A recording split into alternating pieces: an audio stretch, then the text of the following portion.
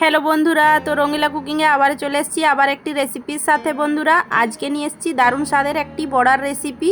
তো কি দিয়ে এই বড়াটার রেসিপি আপনাদের সাথে শেয়ার করব, তো কি দিয়ে তৈরি করেছি সেটাই আপনারা পুরো ভিডিওটি দেখুন। অবশ্যই ভালো লাগলে লাইক শেয়ার কমেন্ট করতে ভুলবেন না। তো চলুন তাহলে ভিডিওটি শুরু করছি। আর ভিডিওটি যদি ভালো লাগে অবশ্যই একটি লাইক করে দেবেন আর আমার চ্যানেলটিকে সাবস্ক্রাইব করে নেবেন।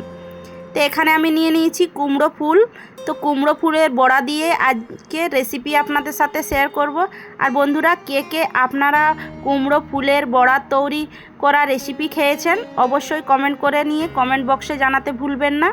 তো পরবর্তীকালে আবারও কিছু নতুন নতুন রেসিপি আপনাদের সাথে শেয়ার করবার চেষ্টা করব বন্ধুরা।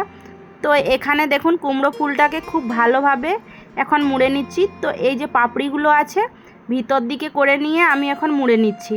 তো দেখতে যতটা সুন্দর দেখাচ্ছে দেখুন বন্ধুরা, এইটা রেসিপি তৈরি করবার বাদে কিন্তু অনেকটাই সুস্বাদু লাগে। তো আবারও একটা ফুলকে আমি নিয়ে পরে এই সাইডের অংশগুলোকে ছাড়িয়ে ফেলে দিচ্ছি। আর ওই প্রসেসেই আমি ফুলটাকে মুড়ে নিচ্ছি। আর বন্ধুরা, কুমড়া ফুলের অনেক ধরনের রেসিপি হয়ে থাকে, কিন্তু আজকে যে বড়ার রেসিপিটা শেয়ার করব এটা কিন্তু খেতে অনেকটাই সুস্বাদু হয়।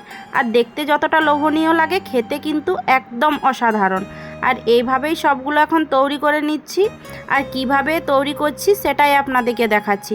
তো চলুন তাহলে বন্ধুরা, এখানে নিয়ে নিচ্ছি একটা মিক্সির জার। তো আগে থাকতেই আমি নিয়েছিলাম আতপ চাল হাফ কাপ পরিমাণের, এটা 10 মিনিট আমি ভিজিয়ে রেখে নিয়েছিলাম। তো এখন মিক্সির জারের মধ্যে দিয়ে দিচ্ছি দেখুন। আর এটা চাল দিয়ে তৈরি করলে কিন্তু অনেকটাই স্বাদের হয় আর অনেকটা মুচমুচে হয়। তো 2 থেকে 3টা কাঁচা লঙ্কা দিয়ে দিলাম এখানে। আর মিক্সির ঢাকনটা লাগিয়ে এখন বেটে নেব। তো এখানে দেখুন বন্ধুরা, মিক্সির জারটা ঢাকনটা লাগিয়ে আমি এখানে সুন্দরভাবে বেটে নিয়েছি দেখুন। তো এটা সাইডে রেখে নিয়ে একটা বড় জায়গার মধ্যে ঢেলে নিচ্ছি এখন। তো এখন বড় জায়গার মধ্যে ঢেলে নিলাম বন্ধুরা। আর এটা চাল বাটা দিয়ে যেহেতু তৈরি করছি অনেকটাই স্বাদের হবে বন্ধুরা। আর এখানে দিয়ে দিচ্ছি 2 চামচের মতো বেসন। তো বেসনটা আমি বাইন্ডিংয়ের জন্য নিয়েছি, বেসনটা দিলে কিন্তু আর একটু স্বাদ বেশি লাগবে খেতে। তো স্বাদ মতো লবণ, হাফ চামচের মতো হলুদ গুঁড়ো, 1 চামচের মতো কাশ্মীরি লাল লঙ্কার গুঁড়ো দিয়েছি। আর দিয়ে নিয়ে খুব ভালোভাবে এখন মিশিয়ে নিচ্ছি। আর এর পর্যায়ে যদি লাগে জল তো তাহলে ব্যবহার করব, নচেত আমি জল ব্যবহার করব না। তো এখানে আমার জল অল্প পরিমাণে লাগবে। তো মিক্সির জারটা ধুয়ে নিয়েই কিন্তু হাফ কাপে পরিমাণ জল আমি অ্যাড করে দিচ্ছি এখানে। তো এখানে জলটা দিয়ে নিয়ে খুব ভালোভাবে ব্যাটারটা গুলে নিচ্ছি বন্ধুরা। তো এইভাবে করে নিয়ে ব্যাটারটা এখন গুলে নিয়েছি। তো দেখুন এই রকম ব্যাটারটা গুলে নিতে হবে। তো বন্ধুরা, একটা কুমড়ো ফুলকে আমি ব্যাটারের মধ্যে দিয়ে নিয়ে আপনাদেরকে দেখাচ্ছি। এইভাবে করে নিয়ে ডুবিয়ে দিতে হবে। আর এইভাবে ডুবিয়ে নিয়ে তেলের মধ্যে দিয়ে নিয়ে ভেজে নিতে হবে। তো চলুন তাহলে চলে যাচ্ছি গ্যাসের দিকে বন্ধুরা। তো এগুলো ভেজে নেব।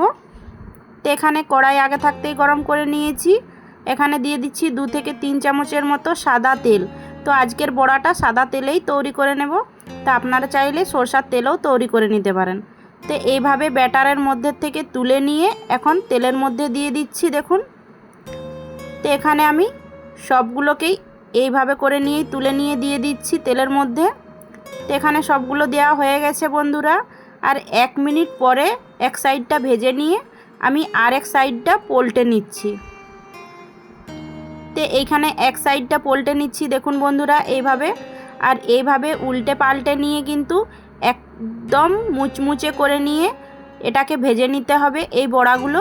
আর বন্ধুরা, এই কুমড়ো ফুলের বড়াগুলো খেতে কিন্তু একদম মুচমুচে হয় আর দেখতে যতটা সুন্দর খেতে কিন্তু একদম অসাধারণ। তো বন্ধুরা, এখানে তেল জড়িয়ে একটা জায়গার মধ্যে এখন তুলে নিচ্ছি। তো এখন এইভাবে সবগুলো তৈরি হয়ে গেছে। তো চলুন তাহলে একটা প্লেটের মধ্যে সার্ভ করে নিই। তো বন্ধুরা, এখানে আমি একটা প্লেটের মধ্যে সার্ভ করে নিয়েছি। তো দেখুন বন্ধুরা কতটা লোভনীয় হয়েছে আজকে কুমড়ো ফুলের বড়ার রেসিপিগুলো।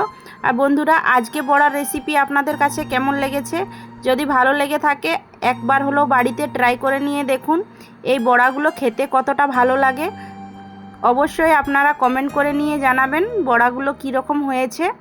আর ভালো যদি লাগছে তো অবশ্যই আমার চ্যানেলটিকে সাবস্ক্রাইব করে নেবেন। আর ভিডিওতে একটা হলেও লাইক করে দেবেন বন্ধুরা। তো যখন আপনারা বন্ধুরা কমেন্ট করে নিয়ে জানান তখন কিন্তু আমাকে ভিডিও বানাতে অনেকটাই সাহায্য হয়। তো বন্ধুরা অবশ্যই আমি আপনাদের সামনে নতুন নতুন কিছু রেসিপি দেখাবার চেষ্টা করব বন্ধুরা। ততক্ষণ আপনারা ভালো থাকুন, সুস্থ থাকুন, টাটা।